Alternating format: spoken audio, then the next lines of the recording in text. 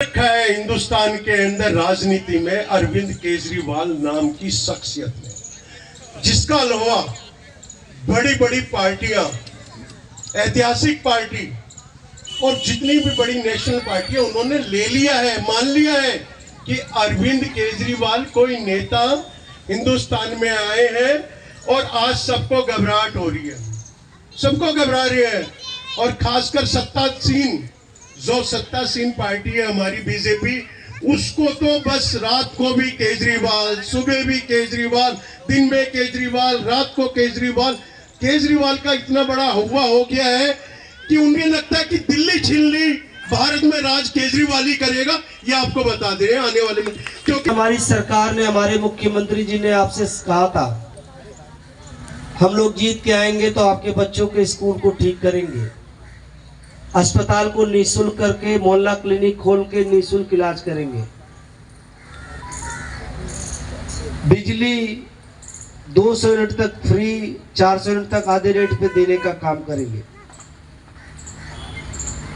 महिलाओं को बस यात्रा फ्री देने का काम करेंगे, बुजुर्गों को तीर्थ यात्रा कराने का काम करेंगे,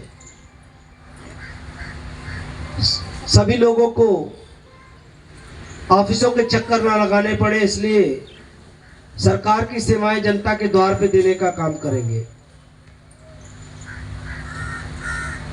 हम लोग आए, आप लोगों ने चुन के भेजा, ये आपकी इच्छा थी कि जो सरकार चुन के आए उसको काम करने का अवसर मिले।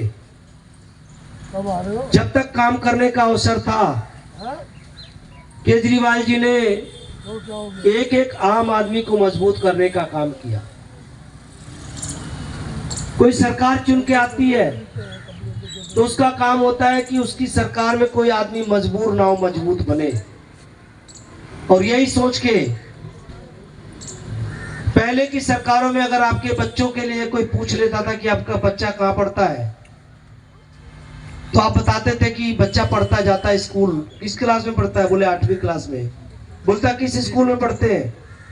तो आप सोचते थे ना बताएं तो अच्छा है, कहीं ऐसा ना हो शर्मिंदगी हो कि सरकारी स्कूल में पढ़ता है, कह दो।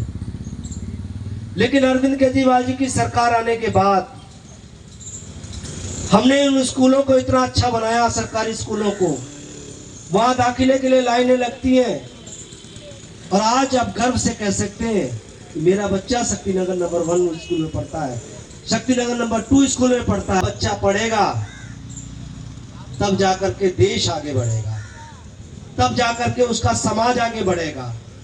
पहले कोई बीमार पड़ जाता था तो आप सोचते थे कर्जा ले ले, इलाज के नाम पर केवल प्राइवेट अस्पताल हुआ करते थे, कहीं घर गिरवी रखना, कहीं जेवर गिरवी रखना, कहीं ब्याज पे कर्ज लेना, ये मजबूरी खत्म कर दी। कोई रिश्तेदार पूछता था कहाँ इलाज चल रहा है, कहते हैं कल छुट्टी हो जाएगा, घर पे आके देख लेना। इस मजबूरी को खत्म करके मजबूत किया एक आदमी को। अब आपको कर्जा लेने की जरूरत नहीं पड़ती। दीपचंद बंधु अस्पताल फर्स्ट क्लास से बना हुआ है, बगल में मोहल्ला क्लिनिक बनी हुई है, इलाज कराते हैं, कोई पैसा लगता है? दवाई मिलती है? जो कहा था वो करके दिखाया है। आधा रेट पे बिजली दे रहे हैं और पूरे हिंदुस्तान में 1 यूनिट बिजली भी दिल्ली में नहीं बनती, फिर भी सबसे हिंदुस्तान में सस्ती बिजली दिल्ली में देने का काम कर रहे हैं। पहले उनके बेटे बेटियां कराते थे तीर्थ यात्रा, अब बुजुर्ग कहते हैं हम बेटे बेटियों को करा सकते हैं तीर्थ यात्रा, मेरा फार्म भर दो, मेरी बहू और मेरे बेटे का फ्री हो जाएगा। होता है कि नहीं होता? ये केजरीवाल जी ने करके दिखाया। 2500 रुपए पेंशन देने का काम कर रहे हैं विधवा, विकलांग और बुजुर्गों को। हिंदुस्तान में कोई सरकार इतना पेंशन नहीं दे पाती, 400, 500, 600, इससे ज्यादा पेंशन कहीं पे नहीं है। आत्मसम्मान के साथ हर बुजुर्ग जी पाए, ये काम किया। जब आप सुविधा नहीं दोगे तो लोग कहाँ जाएंगे? शौचालय नहीं बनाओगे तो लोग कहाँ जाएंगे?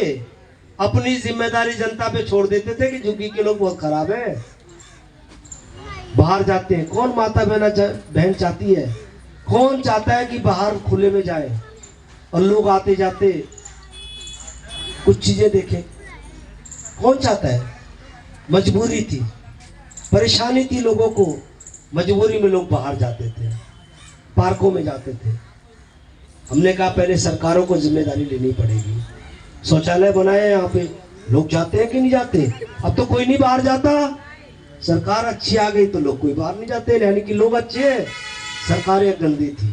जब तक बीजेपी की सरकार रही है, एमसीडी के किसी शौचालय में चले जाओ, 5-5 रुपए पैसे लेते थे। दिल्ली सरकार के किसी शौचालय में कोई पैसा लगता है जाने का? लगता है? ये बगल में शौचालय है, एमसीडी का पैसा लगता है? पीछे लगता है। अब ये सांप है कि वो सांप है, आप बताओ? ये हमारा सांप है। आप अगर झुग्गियों को बसा नहीं सकते, उनको अच्छे मकान नहीं दे सकते, तो तोड़ने वाले कौन बन सकते हैं? बताइए। कहीं ऐसा करना चाहिए उन लोगों को? अरविंद केजरीवाल जिंदाबाद, अरविंद केजरीवाल जिंदाबाद। हम लोगों ने कानून पास कर रखा है। फरवरी 2014 के पहले जितने भी क्लस्टर हमारी सरकार के आने के पहले थे झुग्गियां, उनको कोई तोड़ नहीं सकता। अगर उस पर कोई नजरें गड़ाएगा, आंखें दिखाएगा, उसके लिए कानूनी लड़ाई लड़ने के लिए अरविंद केजरीवाल, अखिलेश त्रिपाठी, आम आदमी पार्टी की टीम खड़ी है आप लोगों के साथ। आपके शिक्षा मंत्री मनीष सिसोदिया जी को जेल में बंद कर दिया, जिन्होंने आपके बच्चे के लिए पढ़ने के लिए स्कूल बनाया। आपके स्वास्थ्य मंत्री सत्येंद्र जैन को जेल में बंद कर दिया, जिन्होंने मोहल्ला क्लिनिक और अच्छे अस्पताल बनाने का काम किया। बताइए, ये जायज बात है? मैं कहता हूं आप ही बनाओ। तो आज पूछने आया हूं, अगर आपके मुख्यमंत्री को भी ये जेल में डाले तो क्या उन्हें इस्तीफा देना चाहिए? क्या उन्हें इस्तीफा देना चाहिए? नहीं देना चाहिए। चलानी चाहिए कि नहीं चलानी चाहिए? चलानी चाहिए कि नहीं चलानी चाहिए? हाथ उठा के बताइए, रिकॉर्ड कर लीजिए। माननीय मुख्यमंत्री जी को जाके बताएंगे कि सिंधौरा कलागांव और श्रीनगर और वो एक्सटेंशन के झुग्गियों के लोग और शहर के लोग, गांव के लोगों ने क्या कहा है। एक बार हाथ उठा के बताइए। सरकार जेल से चलानी चाहिए कि नहीं चलानी चाहिए? चलानी चाहिए कि नहीं चलानी चाहिए? किसी कीमत पे सरकार को इस्तीफा नहीं देना चाहिए, ये लोगों का मन है। एक एक दिल्ली का व्यक्ति कह रहा है, अगर ये अराजकता करेंगे, इस तरीके से सताने का काम करेंगे, सरकार को नहीं चलाने देंगे, तो हम जनता के बीच में जाएंगे, जनता की अदालत में, और जनता ही फैसला करेगी।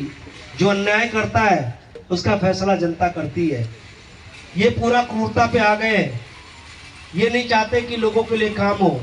इसलिए अब आप लोग देखना, एक एक लोगों को खड़ा होना है अपने मुख्यमंत्री जी के साथ, अपने बच्चों के भविष्य के साथ।